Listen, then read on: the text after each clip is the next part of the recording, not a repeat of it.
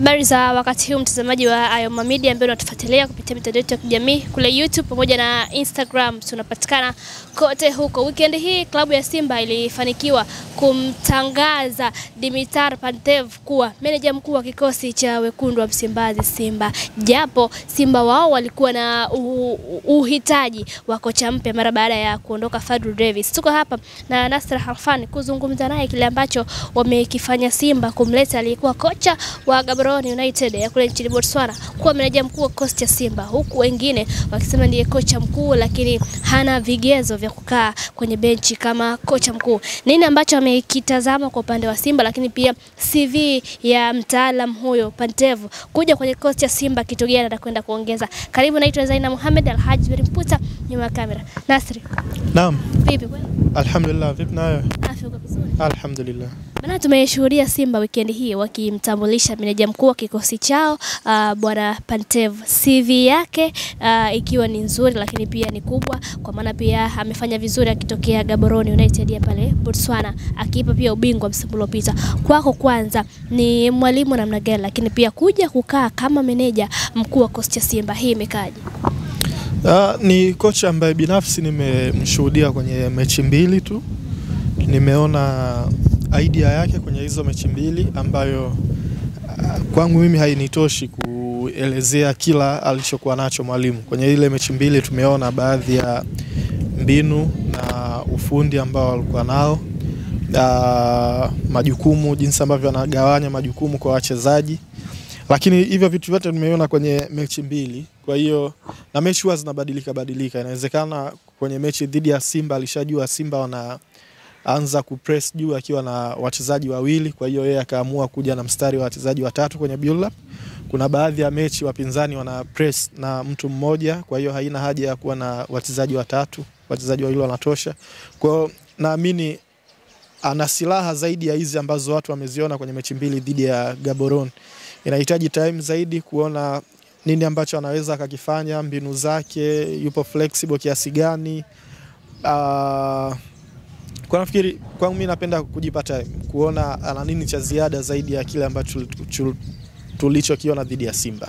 Lakini ukitazama yale ambayo ameyafanya akiwa na Gaborone kwenye mechi mbili ambazo amekutana na timu kubwa ambayo ni Simba, ubora wake lakini pia yale ambayo ameyaonyesha, Simba wanakwenda kunufaika vipi na mtu kama Pantev? Unajua mimi siwezi kumzungumzia kwa upana zaidi. Kocha ni zaidi ya kile ambacho sisi tunakiona uwanjani.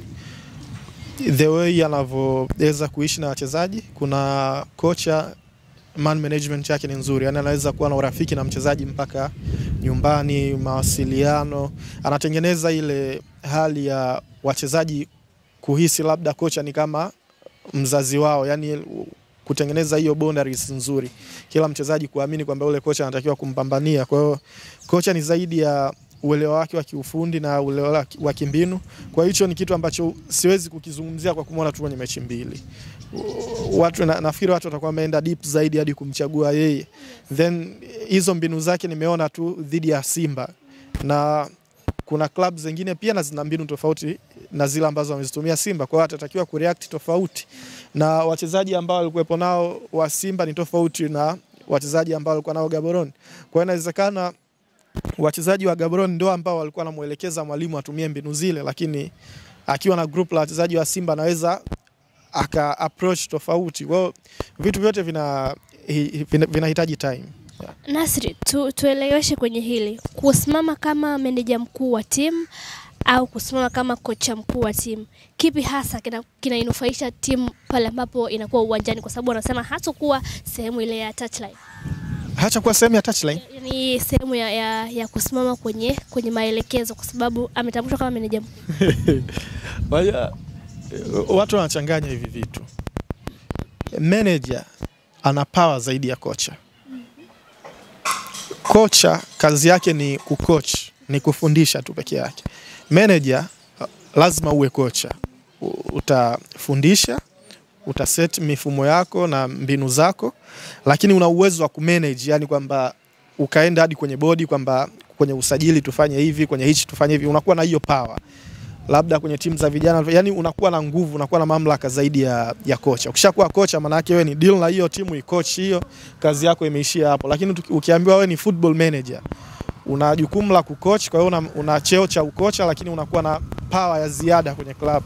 Kwa mfano mtu kama Sir Alex alikuwa ni manager Manchester United, na maana alikuwa na power. Arsene Wenger alikuwa ni manager. Hao wote ni makocha. Kwa lugha ya kawaida huku unaweza ukamuita kocha Manchester Ferguson, kocha wa Arsenal Wenger, saizi Arteta kocha wa Arsenal. Lakini kwenye cheo pale ni manager. Na kitu ambacho nimekiona hata hapa labda hata mtandaoni wapi ukisema Pantev kocha wa Simba, watu wanasema sio kocha, huyo ni manager. Hakuna. Kwani wewe saizi ukisema kocha wa Arsenal ni Arteta unakosea? Lakini ni manager yule ndani ya Arsenal. Na hata kipindi kile Ferguson alikuwa manager Manchester United. Lakini mtu alikuwa ukosei ukisema ni kocha Manchester. Saizi ukiulizwa kocha wa Man City si unasema Pep. Lakini ni manager, ana power zaidi ya kocha. Kwa hiyo hata Simba inawezekana wamempa mwalimu wao nguvu ya kuwa manager, lakini haimuondolei yeye uhalisia wa kuwa kocha. Kwa hiyo naona kuna hivyo vitu ambavyo watu wanavichanganya. Wale watu ambao walikuwa wanasema kwamba Simba wamemleta manager baada ya kocha. Tofauti na CV tunavita. Nafikiri watu wanachanganya tu hapo, wanachanganya tu vitu. Timu nyingi barani Ulaya zinatumia managers, zinawapa makocha wao nguvu ya ziada, sio tu kudeal na senior team, wanakuwa na influence ya kufanya vitu vingine vingi. Kwa hiyo tofauti ya kocha na manager ipo hapo. Kocha wewe ukishaajiriwa kama kocha manake deal na senior team, ifundishe senior team mambo mengine ya kuhusu. Lakini ukiwa manager unakuwa na power, unakuwa na mamlaka ya kushughulika na vitu vingine zaidi ya tu kudeal na senior team. Kukutana ni jambo jipya sana kwenye soka letu la Tanzania, lakini pamoja na hayo pia tunafahamu timu zetu hizi za Simba na Yanga, mamlaka zaidi kumpa mwalimu wakati mwingine inakuwa ni changamoto sana wao kumwachia mwalimu kuwa huru kiasi cha mamlaka. Inawezekana kwa Pantev? Sijajua, lakini sijajua watafanya vipi, lakini sidhani kama kuna takiwa kuwapewa mamlaka ambayo watu wanayafikiria wao.